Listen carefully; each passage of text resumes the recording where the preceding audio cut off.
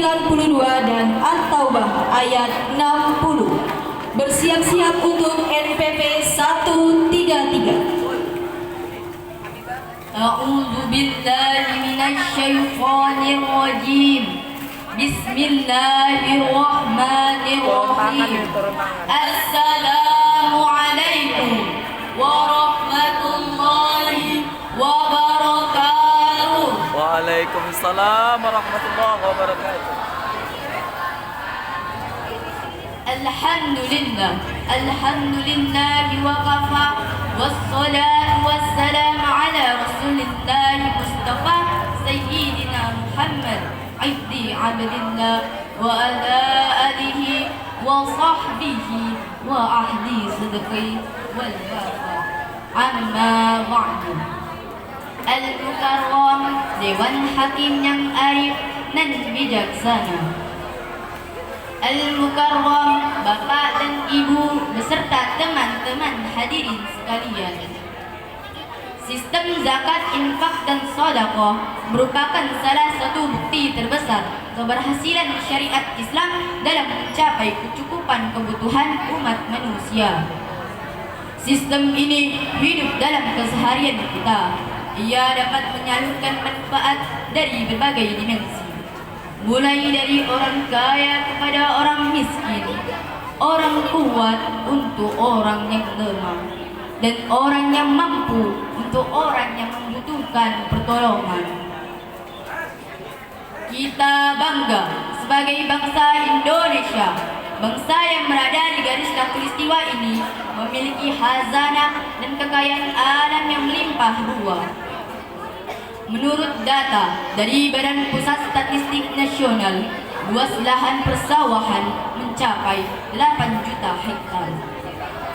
Menurut Kementerian Pertanian Republik Indonesia, luas lahan perkebunan sawit mencapai 14,3 juta hektar, ditambah lagi dari sektor tijarah atau perdagangan dan perindustrian, yang di dalamnya juga termasuk berbagai jenis perusahaan berskala kecil, menengah, dan besar. Demikian pula dari sektor peternakan, pertambangan, perikanan, dan kelautan, penghasilan pegawai negeri, BUMN dan swasta, serta dari berbagai profesi lainnya. Menurut data dari Badan Pusat Statistik Nasional, pada bulan Maret 2022 tercatat bahwa jumlah penduduk miskin di Indonesia mencapai 26,16 juta jiwa. Persentase penduduk miskin di kota 7,50%, sementara desa 12,29%. Dari 208,54 juta angkatan kerja, sebanyak 8,40 jutanya pengangguran. Masih banyak masyarakat kita yang tinggal di rumah kumuh dan tidak layak huni. Dan masih banyak masyarakat kita yang menganggur tidak tahu tujuan. Bahkan masih banyak warga kita yang bekerja sebagai TKI dan TKW. Potret ini sungguh sangat memilukan dan menyedihkan di hati kita, karena terjadi di negeri yang banyak sumber rezeki untuk berbagi. Atas dasar inilah maka terbuka hati kami bertiga untuk menyampaikan sebuah syarahan Al-Quran yang berjudul meningkatkan pengelolaan zakat, infak, dan sedekah guna mengentaskan kemiskinan secara tuntas. Dengan landasan firman Allah dalam Al-Quran surah Ali Imran ayat 92 yang akan dibacakan oleh qari kami berikut.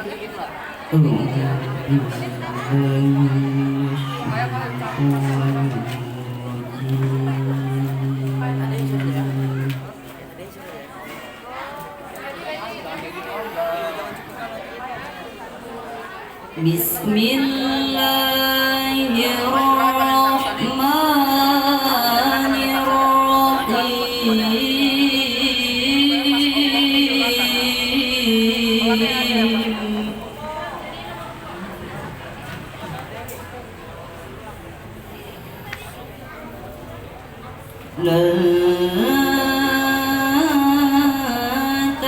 تنالوا البر حتى تنفقوا مما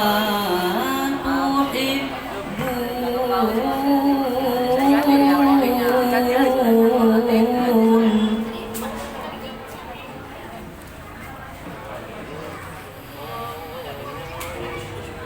وما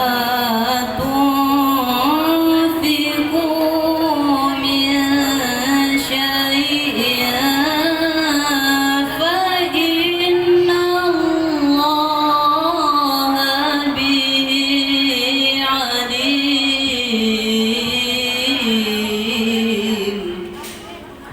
Aku berlindung kepada Allah dari godaan syaitan yang terkutuk dengan menyebut nama Allah. Allah Maha Pengasih, Maha Penyayang. Kamu tidak akan memperoleh kebajikan sebelum kamu menginfakkan sebagian harta yang kamu cintai.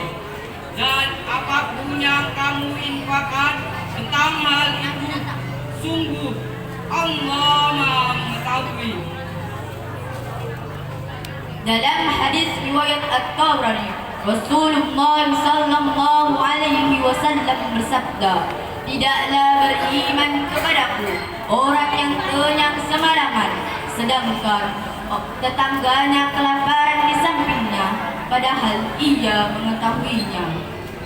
Tidak bisa disebut seorang mukmin apabila ia meninggalkan orang dalam keadaan lapar, namun dia dalam keadaan kenyang. Maka berdasarkan hadis tersebutlah kita harus tahu bahwa fitrah setiap orang itu saling membutuhkan satu dengan yang lainnya. Maka dari itu Rasulullah sallallahu alaihi wasallam menganjurkan kita untuk bersedekah dan berinfak kepada orang yang membutuhkan. Karena hakikatnya hal tersebut sudahlah menjadi tanggung jawab kita sebagai orang yang sudah berkecukupan. Saudaraku, siapa kita? Indonesia. Allahu Akbar, Allahu Akbar, Allahu Akbar. Hadirin wal hadirat rahimakumullah.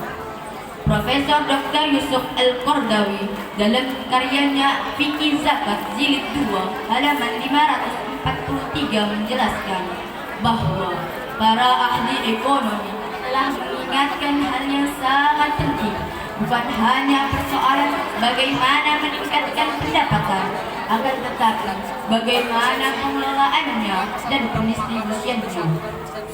Oleh karena itu, tidak heran jikalau Al-Quranul Karim menjelaskan aspek tentang zakat tersebut akan didistribusikan. Jawabannya terdapat dalam Al-Quran surah At-Taubah ayat 60.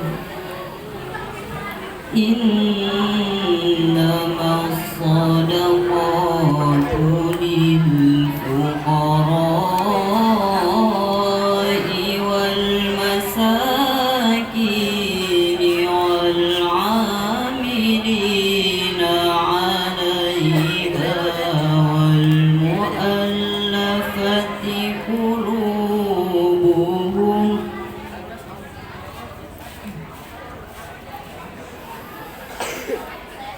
والمؤلفة قلوبهم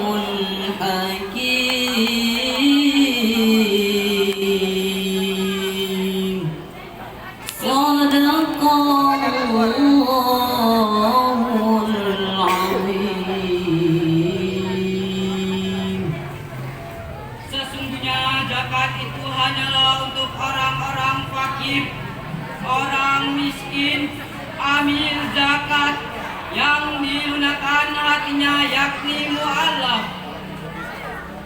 untuk memerdekakan hamba saya dan untuk orang yang berhutang dan untuk jalan Allah orang yang sedang dalam perjalanan sebagai kewajiban dari Allah. Allah Maha mengetahui, Maha bijaksana, Maha benar Allah yang Maha agung. Ma'asyiral muslimin rahimakumullah. Profesor Dr. Muhammad Quraisy Shihab dalam tafsirnya Al-Misbah volume 5 halaman 141 menjelaskan mengenai unsur pokok terhadap kelompok-kelompok yang berhak menerima zakat. Para ulama telah sepakat bahwa terdapat 8 golongan yang berhak menerima zakat dan tidak boleh diberikan kepada selain mereka. Karena pada ayat tadi terdapat kata innama yang dalam ilmu ma'ani merupakan salah satu adatul qasli yang berfungsi untuk menspesifikasikan. Sebelum kami mengakhiri syarahan ini, kami akan membawakan sebuah syair berikut ini. Alangkah indah orang bersedekah, dekat dengan Allah, dekat dengan surga. Harta yang dipunya bantulah sesama, semakin bertambah berlimpah berkah. Oh indahnya saling berbagi, saling memberi karena Allah. Berzakat, infak, sedekah, sucikan harta, gapai surga. Dari uraian yang telah kami jelaskan tadi hadirin, dapat kita ambil beberapa kesimpulan, yakni Indonesia memiliki potensi zakat yang sangat fantastis, serta infak dan sedekahnya juga memiliki peranan penting dalam mengentas kemiskinan. Dan insya Allah Indonesia akan menjadi negara yang sejahtera, hemat, bermartabat, dan maju dalam memimpin peradaban dunia. Maka dari itu kita hadirin harus mewujudkan rasa taat membayar zakat dan gemar berinfak serta bersedekah. Setuju hadirin? Diharapkan nantinya bangsa kita akan menjadi bangsa yang sejahtera dan bebas dari kemiskinan. Amin amin ya rabbal alamin. One sincere kindness is equal to 1,000 sticks to heaven. Satu kebaikan yang tulus sama dengan 1.000 langkah menuju surga. Demikianlah syarahan yang dapat kami sampaikan. Mudah-mudahan bermanfaat di masa sekarang dan masa yang akan datang. Mohon maaf apabila ada kesalahan kami dalam bertutur kata. Kepada Allah kami mohon ampun. Sebelum mengakhiri syarahan ini, izinkanlah kami membawakan sebuah pantun. Pergi ke Medan lihat kaum muda, elok belajar gapai cita-cita. Jadilah yang taat pada yang maha kuasa, jadilah yang manusia yang berguna yang peduli dengan sesama. Wabillahi taufiq wal hidayah waridha wal inayah. Wassalamu alaikum warahmatullahi wabarakatuh.